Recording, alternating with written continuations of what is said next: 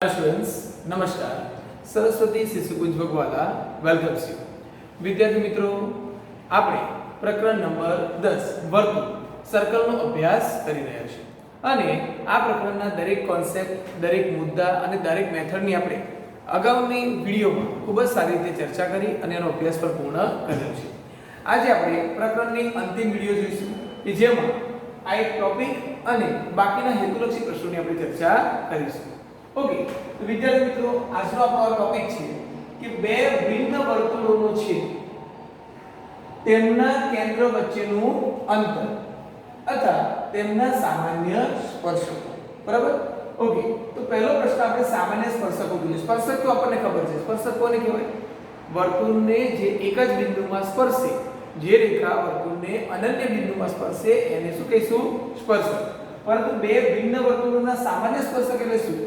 એવી રેખા જે બંને વર્તુળ માટે સ્પર્શક રેખા L એ વર્તુળ OR માટે પણ અને વર્તુળ PR માટે પણ સ્પર્શક હોય તો એવી રેખાને શું કહીશું સામાન્ય સ્પર્શક બરાબર છે મતલબ કે એવી રેખા જે બંને વર્તુળને એક એક બિંદુમાં સ્પર્શે છે એને આપણે બંને વર્તુળનો સામાન્ય સ્પર્શક કહીશું સામાન્ય સ્પર્શક બે પ્રકારના હોય બાહ્ય સ્પર્શકો અને આંતરિક સામાન્ય સ્પર્શકો એની ચર્ચા આપણે આકૃતિમાં સમજીએ છીએ ओके तो पहली आकृति आपी છે કે બે વર્તુળનો છેદ જેમાં બંને વર્તુળ એકબીજાને છેદતા નથી બંને વર્તુળ અલગ અલગ છે બરાબર છે તો આનો છેદ એટલે કે ખાલી બે વર્તુળ એકબીજાને કોઈ પણ બિંદુએ છેદતા નથી ઓકે તો એમના કેન્દ્ર વચ્ચેનું અંતર શું હોય વિદ્યાર્થી બરાબર છે તો આપણે જોઈએ કે આ થયું પહેલાની ત્રિજ્યા આ થશે પહેલા વર્તુળની ત્રિજ્યા જેને આપણે r1 ગણીએ बराबर અને આ થઈ બીજા વર્તુળની ત્રિજ્યા જેને r2 કહીએ બરાબર છે તો કેન્દ્ર વચ્ચેનું અંતર a પહેલા કેન્દ્રથી બીજા કેન્દ્ર વચ્ચેનું અંતર કેટલું છે r1 અને r2 ને ભેગું કરીએ એના કરતા પણ વધારે મતલબ કે સરવાળા કરતા પણ અધિક છે બરાબર છે જો બે આકૃતિ એકબીજાને બહારથી ન સ્પર્શે તો તેમના કેન્દ્ર વચ્ચેનું અંતર કેટલું થાય ત્રિજ્યા કરતા પણ વધુ distance is equal to distance is greater than r1 plus r2 બરાબર છે કે બે કેન્દ્ર વચ્ચેનું અંતર એ તેમની ત્રિજ્યાઓના સરવાળા કરતા પણ વધારે થાય ક્લિયર બરાબર છે આપણે એના સામાન્ય સ્પર્શકોની ચર્ચા ફરી કરીશું ચાલો બીજો નંબર લઈએ બે વર્તુળ એકબીજાને બહારથી સ્પર્શે છે બહારથી કોઈ એક બિંદુએ સ્પર્શે છે બરાબર છે તો તેમના કેન્દ્ર વચ્ચેનું અંતર કેટલું તો આને વિદ્યાર્થી મિત્રો આપણે ગણીએ r1 અને આને ગણીએ છીએ r2 ઓકે તો અહીંયા જોઈ શકાય છે કે બંને વર્તુળના કેન્દ્ર વચ્ચેનું અંતર r1 અને r2 ભેગું કરવાથી મળે મતલબ કે જો બે વર્તુળ બહારથી સ્પર્શે તો તેમના કેન્દ્રો વચ્ચેનું અંતર કેટલું હોય r1 r2 मतलब के તેમના સરવાળા જેટલું એક આ ટોપિક આપણે ખાસ યાદ રાખવાનું છે જો બે વર્તુળ એકબીજાને બહારથી સ્પર્શે તો તેમના કેન્દ્ર વચ્ચેનું અંતર તેમની ત્રિજ્યાઓના સરવાળા જેટલું થાય થર્ડ ટોપિક આ તરફ છે કે બે વર્તુળ એકબીજાને બે ભિન્ન બિંદુમાં છેદે છે બરાબર છે પહેલામાં એકબીજાને છેદતા નથી બીજામાં એક બિંદુએ છેદે છે ત્રીજામાં એકબીજાને બે ભિન્ન બિંદુએ છેદે છે तो હવે આપણે અહીંયા જોઈએ તો આ છે પહેલા વર્તુળની ત્રિજ્યા r1 બરાબર અને અહીંયાથી અહીંયા સુધી આ થશે બીજા વર્તુળની ત્રિજ્યા r2 બરાબર છે તો એમના કેન્દ્ર વચ્ચેનું અંતર કેટલું એમના કેન્દ્ર વચ્ચેનું અંતર કેટલું તો એનું અંતર થશે વિદ્યાર્થી મિત્રો કે તેની બાદબાકી કરતા વધારે બે કેન્દ્રોની ત્રિજ્યાઓની બાદબાકી કરતા કેવું થશે વધારે બરાબર છે પરંતુ તેમના સરવાળા કરતા ઓછું થાય સરવાળા કરતા હંમેશા ઓછું થાય બરાબર છે અહીંયાથી અહીંયા સુધીનું અંતર સરવાળાથી ઓછું પરંતુ એની ધન બાદબાકી ધન તફાવત કરતા વધારે હોય છે ઓકે નેક્સ્ટ પોઈન્ટ ચોથો નંબર આપણે અહીંયા લઈએ વિદ્યાર્થી મિત્રો કે જેમાં તમે જોઈ શકો છો બે વર્તુળ એકબીજાને અંદરથી સ્પર્શે છે અહીંયા એકબીજાને બહારથી સ્પર્શે છે આ કઈ ઘટના છે અંદરથી સ્પર્શે છે તો હવે વિદ્યાર્થી મિત્રો વિચારો કે આ થઈ નાના વર્તુળની ત્રિજ્યા r2 અને આ થઈ મોટા વર્તુળની ત્રિજ્યા. તો શું કરવું પડે? આ બે કેન્દ્ર વચ્ચેનું અંતર બરાબર મોટા વર્તુળની ત્રિજ્યામાંથી નાના વર્તુળની ત્રિજ્યા બાદ કરવી પડે. બરાબર છે? તો અહીંયા આપણે લખી શકીએ કે અંતર કેટલું છે? d માનાંકમાં r1 r2. હવે વિદ્યાર્થીઓ કે અહીંયા માનાંક શા માટે લખવા? તો તમે વધારેમાંથી ઓછી ત્રિજ્યા બાદ કરો કે ઓછામાંથી વધારે ત્રિજ્યા બાદ કરો, જે પણ જવાબ આવે એનું નિરપેક્ષ મૂલ્ય હંમેશા ધન જ સ્વીકારવાનું છે. બરાબર છે? તો વિદ્યાર્થી મિત્રો આ બે પોઈન્ટ આપણે ખાસ યાદ રાખીશું. બહારથી સ્પર્શે તો કેન્દ્ર વચ્ચેનું અંતર ત્રિજ્યાઓના સરવાળા જેટલું અને અંદરથી સ્પર્શે તો તેમના કેન્દ્ર વચ્ચેનું અંતર કેટલું? ત્રિજ્યાઓની બાદબાકી જેટલું. અને છેલ્લો નંબર કે જો બંને વર્તુળ એકબીજાને છેદતા નથી પરંતુ અંદરની તરફ છે, અહીંયા બહારની તરફ છે, જ્યારે અહીંયા કઈ ઘટના છે કે એક વર્તુળ બીજા વર્તુળની અંદર છે પરંતુ એકબીજાને છેદતું નથી, તો તેના કેન્દ્ર વચ્ચેનું અંતર કેટલું આવશે? તો distance is less than r1 r2. તેમના બે કેન્દ્રો વચ્ચેનું અંતર એની બાદબાકી કરતા પણ ઓછું હશે. ક્લિયર? એકવાર ફરીથી ફટાફટ રીકેપ કરી લઈએ. જો બે વર્તુળ બહારથી એકબીજાને સ્પર્શતા ન હોય તો તેમનું કેન્દ્ર વચ્ચેનું અંતર કેટલું થશે? સરવાળા કરતા અધિક. જો એકબીજાને બહારથી સ્પર્શતા હોય તો એમનું કેન્દ્ર વચ્ચેનું અંતર r1 r2 સરવાળા જેટલું. જો એકબીજાને બે ભિન્ન બિંદુમાં સ્પર્શે તો તેમના બે કેન્દ્ર વચ્ચેનું અંતર કેટલું? સરવાળા કરતા ઓછું પરંતુ બાદબાકી કરતા વધારે. જો બે વર્તુળ એકબીજાને અંદરથી સ્પર્શે છે, બરાબર છે, તો તેમના કેન્દ્ર વચ્ચેનું અંતર કેટલું થશે? ફરીથી એકવાર આકૃતિ દ્વારા સમજાવીએ. નાના વર્તુળની ત્રિજ્યા આ તે મોટા વર્તુળની ત્રિજ્યા, તો મોટા વર્તુળની ત્રિજ્યા r1 માંથી નાના વર્તુળની ત્રિજ્યા બાદ કરો. બરાબર છે? તો આપણને કેન્દ્ર વચ્ચેનું અંતર મળી જશે. એટલે કે તેમની બાદબાકી જેટલું થાય. અંદરથી સ્પર્શે તો બાદબાકી જેટલું, બહારથી સ્પર્શે તો સરવાળા જેટલું. અને જો એકબીજાને અંદર હોય અને ન સ્પર્શે તો કેટલું? તો બાદબાકી કરતા પણ ઓછું. હવે આપણે વાત કરીએ સામાન્ય સ્પર્શકોની. બરાબર છે? સામાન્ય સ્પર્શકો. તો જો વિદ્યાર્થી મિત્રો આ ઘટના હોય તો બે વર્તુળ એકબીજાને છેદતા નથી, એટલે કેટલા સામાન્ય સ્પર્શક દોરી શકાય? ગણતરી કરજો વિદ્યાર્થી મિત્રો. 1 દોરી શકાય. ત્યાર પછી 2 સામાન્ય સ્પર્શક. બરાબર? આ બંને વાળે છે. આ રેખા બંને વર્તુળને છેદે છે, સ્પર્શે છે. એટલે આ પણ સ્પર્શક છે, આ પણ સ્પર્શક છે. 2 થયા.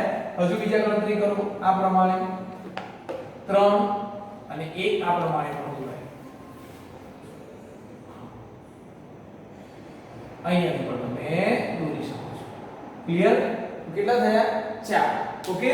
તો અહીંયા આપણે 4 સામાન્ય સ્પર્શક કહીશું. કેટલા છે? સામાન્ય સ્પર્શક. હવે વાત કરી લઈએ આંતરિક સ્પર્શક અને બાહ્ય સ્પર્શકોની. બરાબર? થોડા સમય માટે આપણે આને કાઢી નાખીએ. તો વિદ્યાર્થી મિત્રો, જો આપેલ બંને વર્તુળના કેન્દ્ર એ સામાન્ય સ્પર્શકોની વચ્ચે, આપેલ બંને વર્તુળના કેન્દ્રો સામાન્ય સ્પર્શકની એક જ બાજુએ, આનાથી પણ ઉપર તરફ, આનાથી નીચે તરફ એક જ બાજુએ હોય તો એને શું કહીશું? બાહ્ય સ્પર્શકો. જ્યારે પહેલા આપણે જે દોર્યા હતા એને બ્લેક થી દોરી દઈએ છીએ. ચાલો.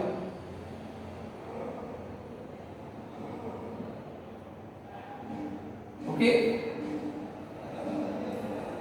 જો આપેલ બંને વર્તુળના કેન્દ્રો સ્પર્શકની વિરુદ્ધ બાજુએ, ધારો કે આપણે રેખા L ગણીએ તો બેઉ કેન્દ્ર ક્યાં છે? એક કેન્દ્ર L ની ડાબી તરફ અને બીજું કેન્દ્ર L ની જમણી તરફ, તો એને શું કહીશું? આંતરિક સ્પર્શકો. ક્લિયર? બાહ્ય કોને કહેવાય? જો બંને વર્તુળના કેન્દ્રો સ્પર્શકની એક જ બાજુએ હોય તો બાહ્ય સ્પર્શક, અને જો બંને વર્તુળના કેન્દ્રો એ સ્પર્શકની વિરુદ્ધ બાજુએ હોય, ડાબી બાજુ અને જમણી બાજુ, તેને શું કહીશું? શું કહીશું વિદ્યાર્થી મિત્રો? આંતરિક સ્પર્શક. ઓકે? ચાલો. ત્યારબાદ બે વર્તુળ એકબીજાને બહારથી સ્પર્શે છે, તેને કેટલા સામાન્ય સ્પર્શક દોરી શકાય? નંબર 1, ત્યાર પછી 2 અને 3. કેટલા સ્પર્શકો દોરી શકાય છે? સામાન્ય 3 સામાન્ય સ્પર્શકો દોરી શકાય. ઓકે? ત્રીજા નંબરમાં જોઈએ. બરાબર છે? તો અહીંયા આપણે દોરી શકીશું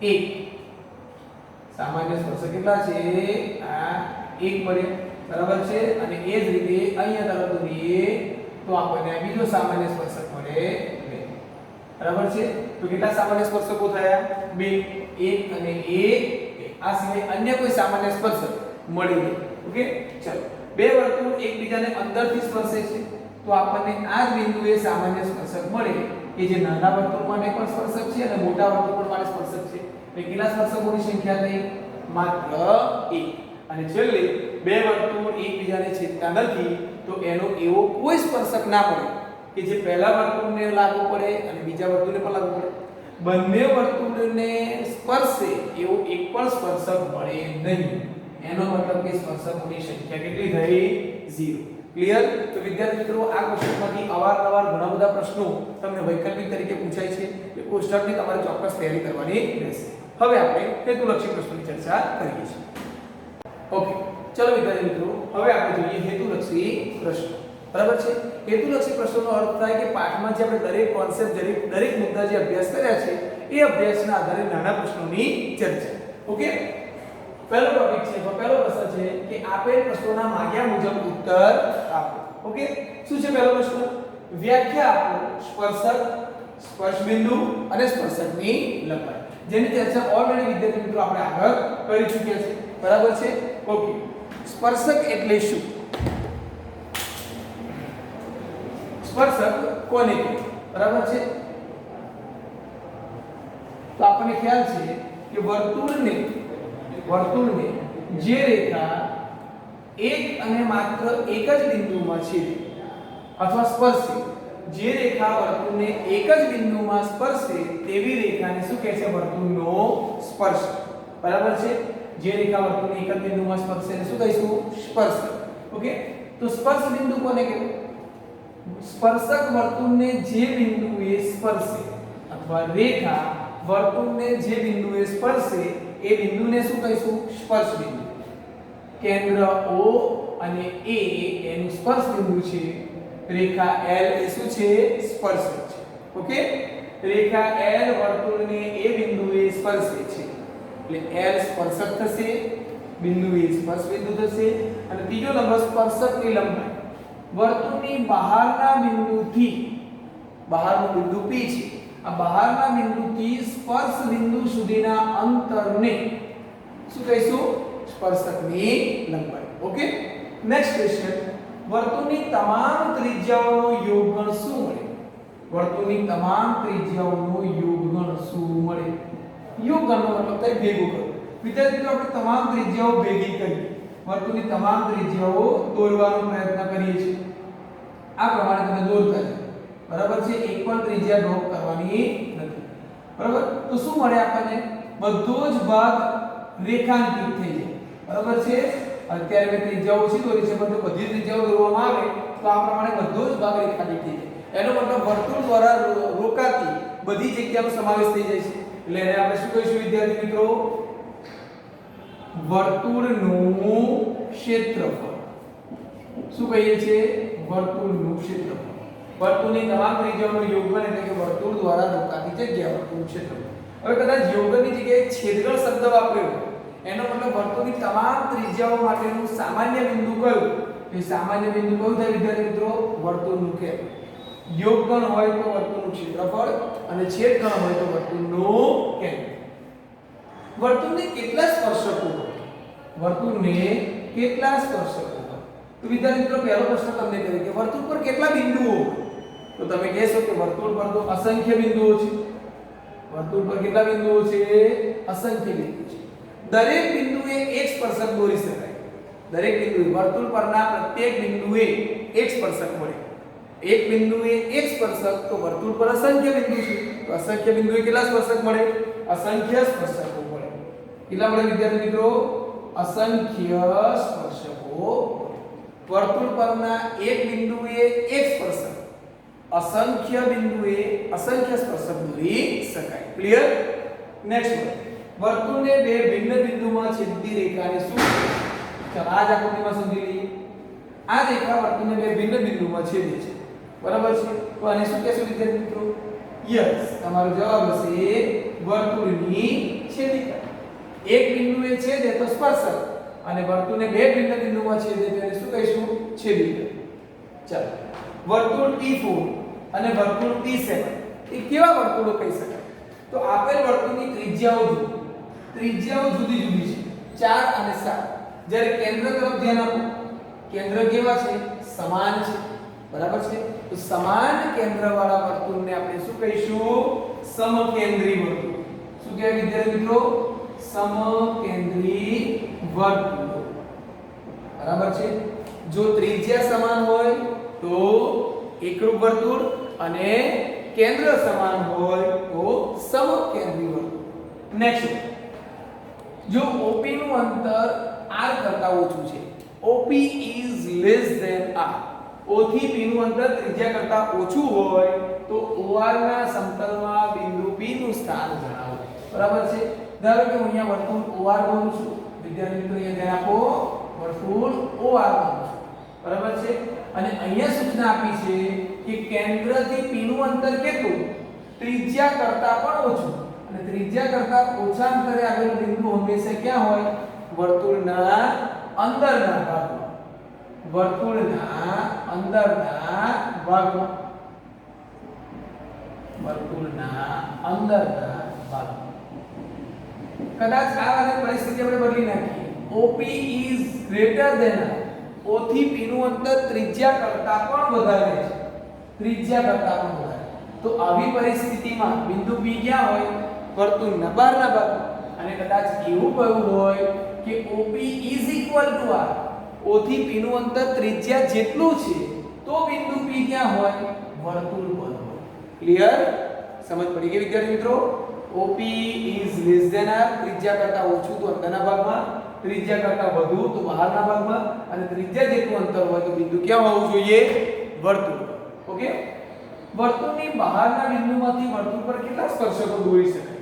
આપણે જોયું કે વર્તુળ પરના બિંદુમાંથી એક સ્પર્શક દોરાય, પણ બિંદુ વર્તુળના બહારના ભાગમાં હોય, બરાબર છે. ધારો કે આ બિંદુ વર્તુળના બહારના ભાગમાં છે, અહીંયા. ઓકે, બિંદુ P વર્તુળ OR ના બહારના ભાગમાં છે, તો કેટલા સ્પર્શકો દોરી શકાય? એક સ્પર્શક અહીંયા દોરી શકાય. ઓકે, એક સ્પર્શક આ બાજુ દોરી શકાય અને એક સ્પર્શક આપણને અહીંયા. કેટલા સ્પર્શકો વડે? બે. બરાબર છે. એનું પણ થોડું પુનરાવર્તન વિદ્યાર્થી મિત્રો કરી લઈએ. વર્તુળની બહારના બિંદુમાંથી બે સ્પર્શક, વર્તુળ પરના બિંદુમાંથી એક સ્પર્શક અને વર્તુળના અંદરના બિંદુમાંથી એક પણ સ્પર્શક દોરી શકાય નહીં.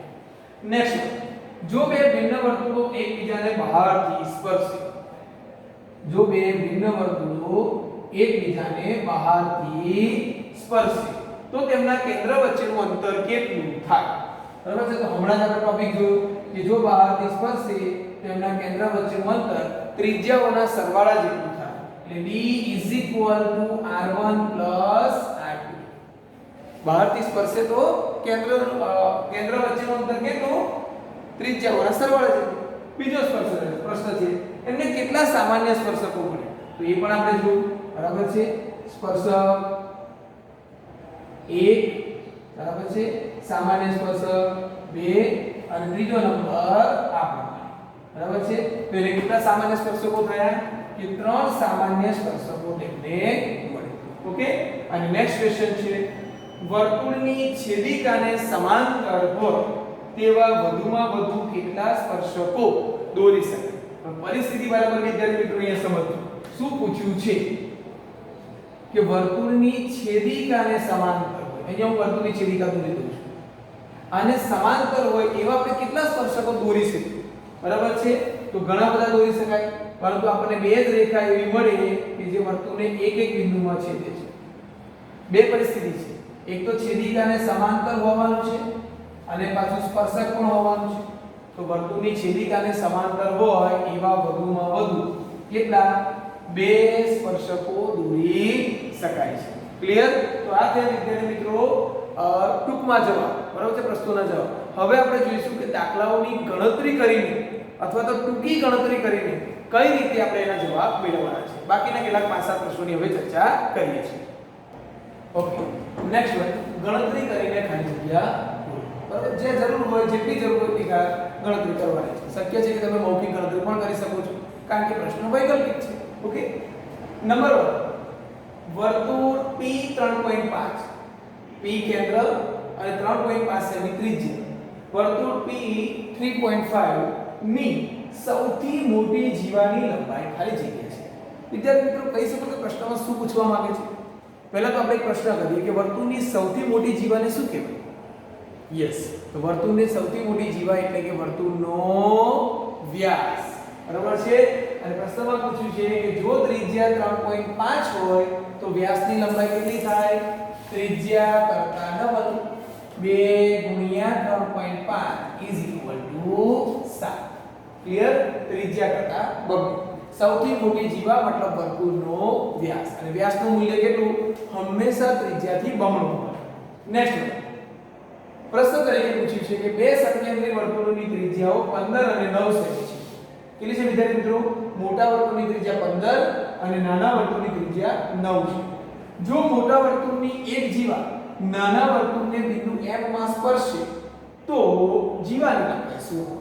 તો વિદ્યાર્થી મિત્રો આપણને ખબર છે કે જીવાની લંબાઈ કઈ રીતે શોધી શકાય? તો AB શોધવા માટેનું સૂત્ર છે 2 times r1² - r2² is equal to 2 times r1 એટલે વધુ ત્રિજ્યા. કેટલી છે વધુ ત્રિજ્યા? 15 નો વર્ગ માઈનસ 9 નો વર્ગ.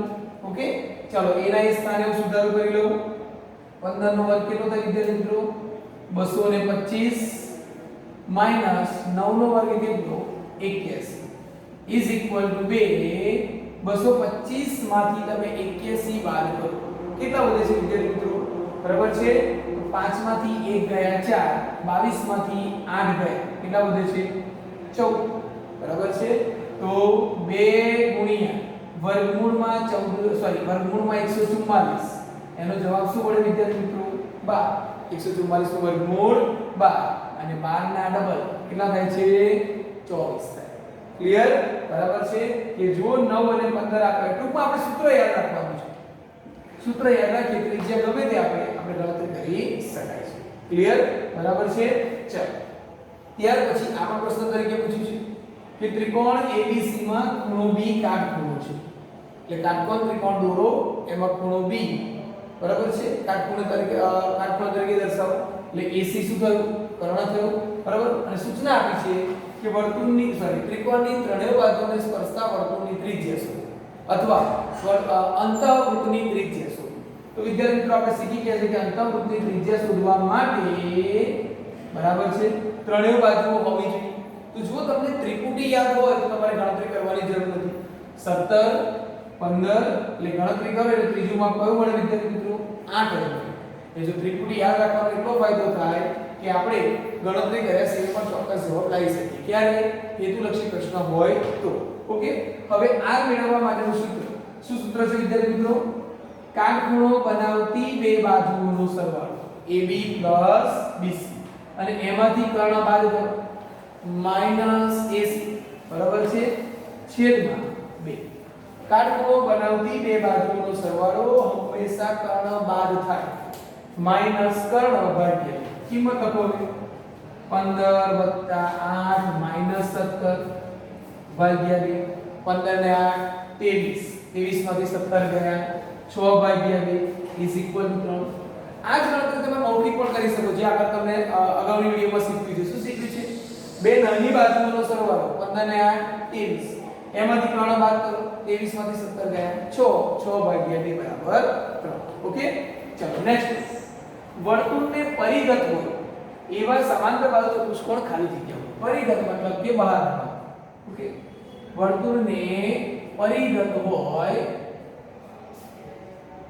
તેવો સમાંતર બાજુ ચતુષ્કોણ હંમેશા શું હોય? તો એ આપણે એક રાઇડર દ્વારા સાબિત કરી દીધું વિદ્યાર્થી મિત્રો કે સમાંતર બાજુ ચતુષ્કોણ હોય તો હંમેશા શું હોઈ શકે? સમબાજુ. શું હોય? સમબાજુ ચતુષ્કોણ. અને કદાચ આ જ પ્રશ્નને આવું પૂછવામાં આવે કે વર્તુળને પરિઘત હોય તેવો લંબચોરસ. વર્તુળને પરિઘત હોય તેવો લંબચોરસ હંમેશા ખાલી જગ્યા હોય. તો જો વિદ્યાર્થી મિત્રો લંબચોરસ હોય તો અહીંયા શબ્દ શું આવશે? ચોરસ. ક્લિયર? સમાંતર બાજુ હોય તો સમબાજુ બને, અને જો વર્તુળને પરિઘ હોય કે લંબચોરસ હોય તો હંમેશા શું હોય છે? ચોરસ હોય. ક્લિયર?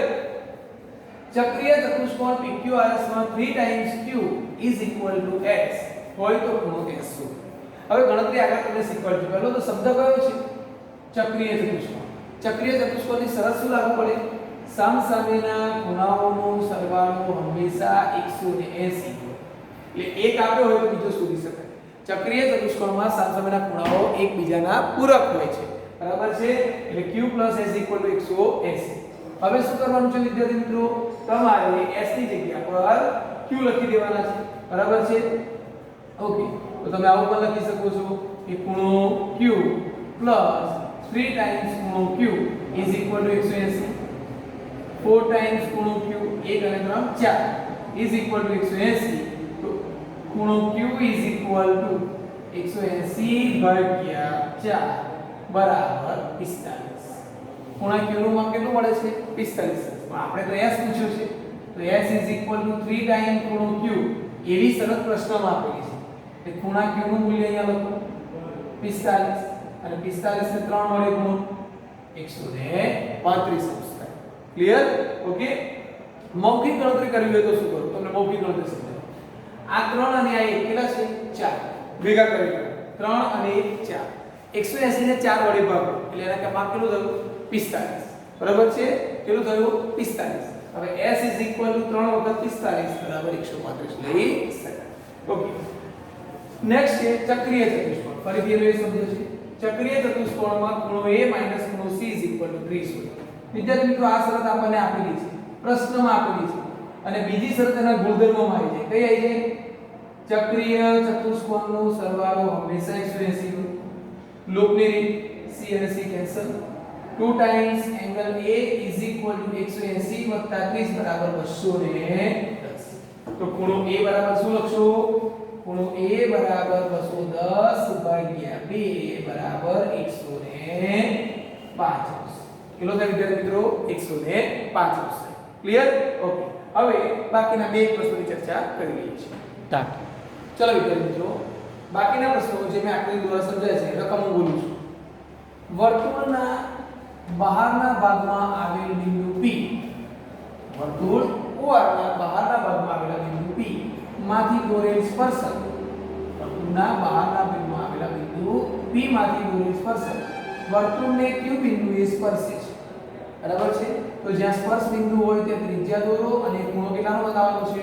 D. વર્તુળ ઓઆરની બહારના ભાગમાં આવેલા બિંદુ P માંથી દોરેલ સ્પર્શક વર્તુળને Q બિંદુએ સ્પર્શે છે. બરાબર છે? ઓકે. તો આ થયો કાટકોણ. હવે જો OP is equal to આપણે અહીંયા લઈએ છીએ વિદ્યાર્થી મિત્રો 13, અને વર્તુળની ત્રિજ્યા 5 એકમ હોય તો PQ શું? બરાબર છે? તો વિદ્યાર્થી મિત્રો પાયથાગોરસ પ્રમેય પ્રમાણે આની ગણતરી કરી શકાય કે નહીં? બરાબર છે? શું કરી શકાય? OP² = OQ² + PQ². યાદ રાખો તમારે ખૂણો ક્યાં કાટખૂણો બતાવવાનો? સ્પર્શ બિંદુએ. ઓકે. ચાલો અહીંયા લખીએ 13 નો વર્ગ બરાબર OQ = 5 નો વર્ગ વત્તા PQ². Okay.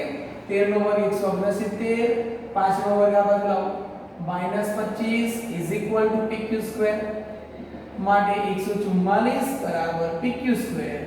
That's why bar = PQ. ચલો જવાબ મળે. તો ટૂંકમાં અહીંયા એક પ્રશ્ન છે. ત્રણમાંથી કોઈ પણ બે બાજુ આપી હોય, આપણને ત્રીજી બાજુ પણ પૂછે, અને ક્યારેક ત્રિજ્યા આપી હોય તો ત્રિજ્યાના બદલામાં તમારે બીજું શેનું માપ શોધવાનું થાય? વ્યાસનું માપ પણ શોધવાનું થાય, ત્રિજ્યાના ડબલ કરીને. ક્લિયર? ઓકે. ત્યાર પછીનો પ્રશ્ન છે કે વર્તુળની બહારના બિંદુમાંથી દોરેલા સ્પર્શકો વર્તુળને A અને B બિંદુએ સ્પર્શે છે. વર્તુળની બહારના બિંદુમાંથી દોરેલા સ્પર્શકો વર્તુળને A અને B બિંદુએ સ્પર્શે છે. જો બે ત્રિજ્યાઓ વચ્ચેનો ખૂણો 110° હોય તો બે સ્પર્શકો વચ્ચેના ખૂણાનું માપ કેટલું થાય? બોલો વિદ્યાર્થીઓ, જવાબ મૌખિક આવડે કે ના આવડે? આ બંને ખૂણા એકબીજાના પૂરક છે. O + P = 180. તો જો આ ખૂણો 110 હોય તો આ ખૂણો હંમેશા કેટલાનો મળે? 70 અંશ. કેટલાનો મળે? 70. આ આપ્યો હોય તો સામે પણ શોધી શકાય. ઓકે, નેક્સ્ટ વન છે કે ચતુષ્કોણ ABCD વર્તુળને પરિઘ છે. ચતુષ્કોણ ક્યાં છે? વર્તુળના બહારના ભાગ. બીજા શબ્દોમાં કહીએ તો એક વર્તુળ ચતુષ્કોણની બધી બાજુઓને સ્પર્શે છે. બરાબર? એમાંથી આપેલ માપ પ્રમાણે હોય તો AD શું? તો વિદ્યાર્થી મિત્રો આનો ગુણધર્મ કયો આવે અથવા તો કઈ શરત આવે? તો જો ચતુષ્કોણ વર્તુળને પરિઘ હોય તો તેની સામસામેની બાજુઓનો સરવાળો હંમેશા સમાન થાય. AB plus CD is equal to AD plus BC. ગણતરી મૌખિક પણ થાય. આ બેનો સરવાળો 5 ને 9 14. 5 ને 9 14 અને 14 માંથી 3 બાદ કરો એટલે આ મૂલ્ય આપણને કેટલું મળશે? 11 મળશે. ગણતરી તમે અહીંયા પણ કરી શકો છો. 5 + 9 બરાબર AD + 3 બરાબર છે. 14 - 3 is equal to AD. 11 is equal to AD. પ્રશ્ન વૈકલ્પિક હોય તો મૌખિક આપણે પણ કરી લેવાય. ઓકે, ત્યારબાદ 10મા નંબર પ્રશ્ન.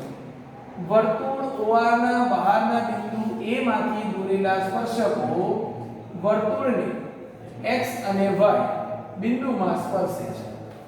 ઓકે, જો ખૂણો XOY ખૂણો XOY 100 હોય તો કેટલો છે વિદ્યાર્થી મિત્રો? 100 હોય તો ખૂણો XAY શું?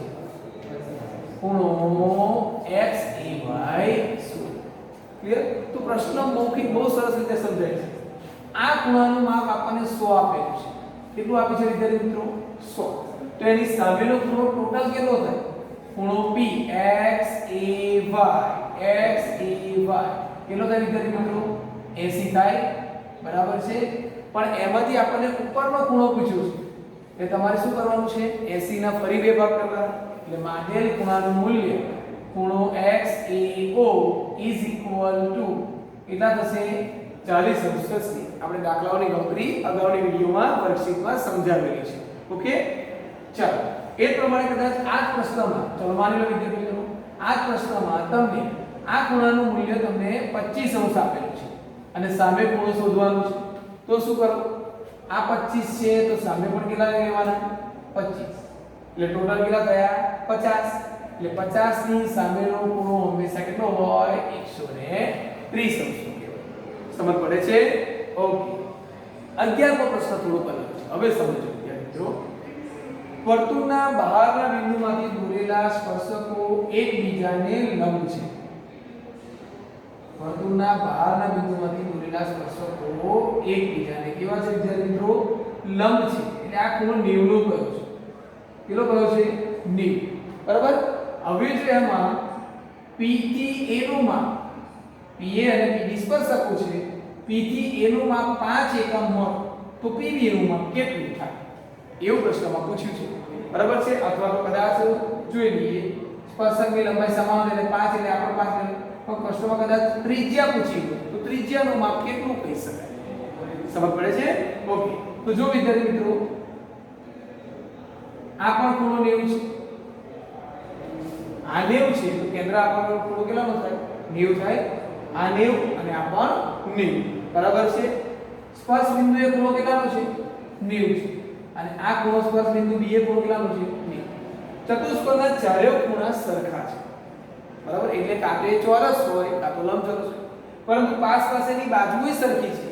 પાસ પાસેની બાજુ સરખી હોય અને ચારેય ખૂણા કાટખૂણા હોય તો હંમેશા શું હોય? ચોરસ હોય. અને ચોરસ હોય તો દરેક બાજુ હંમેશા સમાન હોવી જોઈએ. ક્લિયર? ખ્યાલ આવી ગયો વિદ્યાર્થી મિત્રો? બરાબર છે? તો હજુ આ પ્રશ્ન તમે આવી રીતે પણ ચર્ચા કરી શકો છો. જોઈ લો. બરાબર કે બહારના બિંદુએ 90 નો ખૂણો બને છે. કેન્દ્ર O, A, P અને B. બહારના બિંદુએ કેટલાનો ખૂણો બને છે? 90 નો ખૂણો બને છે. તો અહીંયા પણ ખૂણો કેટલાનો હોય? 90 નો હોય. હવે આપણે OP દોરીએ. OP નો મતલબ શું થયો? એનો દ્વિભાજક. એટલે આ ખૂણા થયા 45 45. આ પણ કેટલા થયા? 45 અને 45. હવે આપણને AP નું માપ આપેલું છે 5 અને ત્રિજ્યા પૂછી છે OA. તો હવે ખાલી આ ત્રિકોણ પર ધ્યાન આપો. ત્રિકોણ OPA માં બે ખૂણાઓ સરખા છે. જો ખૂણાઓ સરખા તો ની સામેની બાજુઓ પણ સરખી. બરાબર છે. એટલે 45 ની સામેની બાજુ 5 છે, તો અહીંયા પણ 45 ની સામેની બાજુ કેટલી હોવી જોઈએ? 5 હોવી જોઈએ. ઓકે વિદ્યાર્થી મિત્રો, આ તમામ પ્રશ્નો બરાબર છે તમારે તમારી હોમવર્ક વર્કશીટની સાથે આપેલા છે. તો વિડિયોનું ધ્યાનપૂર્વક નિરીક્ષણ કરી, ધ્યાનપૂર્વક વિડિયોને સમજીને બરાબર છે વર્કશીટમાં આપેલા તમામ હેતુલક્ષી પ્રશ્નોના ચોક્કસ જવાબ તમારે લખવાના છે. ઓકે ચલો વિદ્યાર્થી મિત્રો, આ સાથે આપણે આ પાઠ પૂર્ણ કરીએ છીએ.